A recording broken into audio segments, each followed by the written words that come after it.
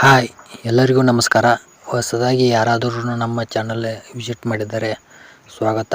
ಎಲ್ಲರೂ ಸಬ್ಸ್ಕ್ರೈಬ್ ಮಾಡಿಕೊಳ್ಳಿ. ಡೆವಿಲ್ ಇದು ಚಾಲೆಂಜಿಂಗ್ ಸ್ಟಾರ್ ದರ್ಶನ್ ಅವರು ನಟಿಸಿರುವ ಈ ಮೂವಿ ರಚನಾ ರೈ ಅವರು ಮುಖ್ಯ ಪಾತ್ರದಲ್ಲಿ ನಟಿಸಿದ್ದಾರೆ.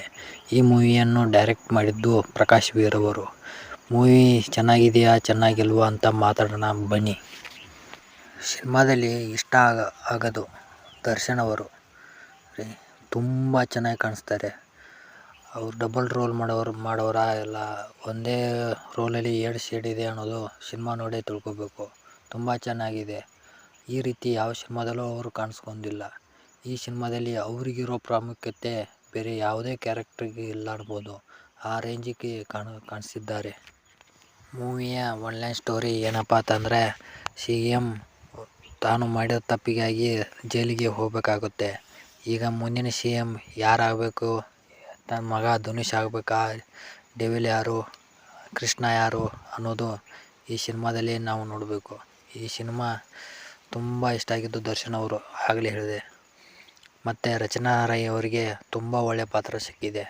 ಸಿನಿಮಾ ಪೂರ್ತಿ ಹೀರೋಕ್ಕಿಂತ ಅವರೇ ಜಾಸ್ತಿ ಕಾಣಿಸ್ಕೊಳ್ತಾರೆ ಅಂತ ಹೇಳ್ಬೋದು. ಮತ್ತು ತುಂಬ ಇಂಪ್ರೆಸ್ ಮಾಡಿದ್ದು ಗಿಲ್ಲಿ ನಟ. ತುಂಬ ಚೆನ್ನಾಗಿ ಕಾಣಿಸ್ತಾರೆ ಅವರು. ತುಂಬ ಚೆನ್ನಾಗಿ ಕಾಮಿಡಿ ಮಾಡ್ತಾರೆ. ಅವ್ರು ಬಂದ ಮೇಲೆ ಅರ್ಧ ಸಿನಿಮಾನ ಎಲ್ಲ ಥಿಯೇಟ್ರ್ ಪೂರ್ತಿ ನಗ್ತಾ ಇರುತ್ತೆ. ಸಿನಿಮಾದಲ್ಲಿ ಏನೆಲ್ಲ ಬೆಟ್ರ್ ಮಾಡ್ಬೋದಿತ್ತು ಅಂದರೆ, ಸಿನಿಮಾದ ಕತೆ ತುಂಬ ಒಂದು 2-3 ವರ್ಷದ ಹಿಂದೆ ಬರೋ ಸಿನಿಮಾ ಥರ ಇದೆ. ಇದು ಸ್ವಲ್ಪ ಇಂಪ್ರೂವ್ ಮಾಡಬೇಕಾಗಿತ್ತು. ಚೆನ್ನಾಗಿದೆ ಮೂವಿ. ಫ್ಯಾನ್ಸ್ಗಂತೂ ಸಖತ್ ಇಷ್ಟ ಆಗುತ್ತೆ. ನನಗಂತೂ ತುಂಬ ಇಷ್ಟ ಆಯಿತು. ಆದರೆ ಸ್ವಲ್ಪ ಅಲ್ಲಲ್ಲಿ ಬೋರ್ ಅಂತ ಅನಿಸುತ್ತೆ. ಮತ್ತು ಸಿನಿಮಾದ BGM ಅಷ್ಟೇ ಇದೆ. ಮತ್ತು ಸಾಂಗ್ ಅಷ್ಟೊಂದು ಚೆನ್ನಾಗಿಲ್ಲ, ಹಿಡಿಸಲಿಲ್ಲ ಅನ್ಬೋದು. ಆದರೂ ಇದ್ದರೆ ನೆಮ್ಮದಿಯಾಗಿರಬೇಕು ಸಾಂಗ್. ತುಂಬ ಇಷ್ಟ ಆಗುತ್ತೆ. ಮತ್ತು ಕೃಷ್ಣ ಕೃಷ್ಣ ಸಾಂಗ್ ಅದು ಚೆನ್ನಾಗಿದೆ. ಒಂದು ಮೆಲೋಡಿ ಸಾಂಗ್ ಅದು ಇಷ್ಟ ಆಗುತ್ತೆ. ಅಂದರೆ ತಲೆಯಲ್ಲಿ ಕೊಂಡೋ ಥರ ಇಲ್ಲ ಸಾಂಗ್ ಅವು. ಚೆನ್ನಾಗಿದೆ, ಚೆನ್ನಾಗಿ ಅನಿಸುತ್ತೆ.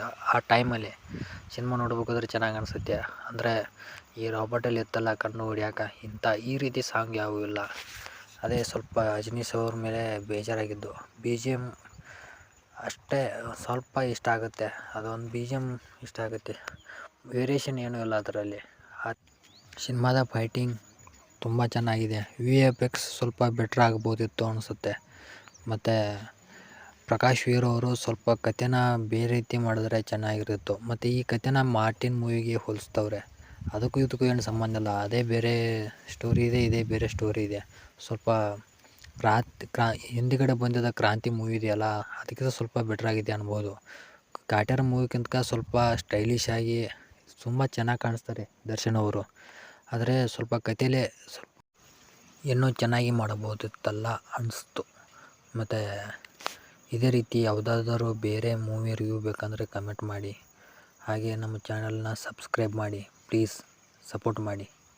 ಧನ್ಯವಾದಗಳು.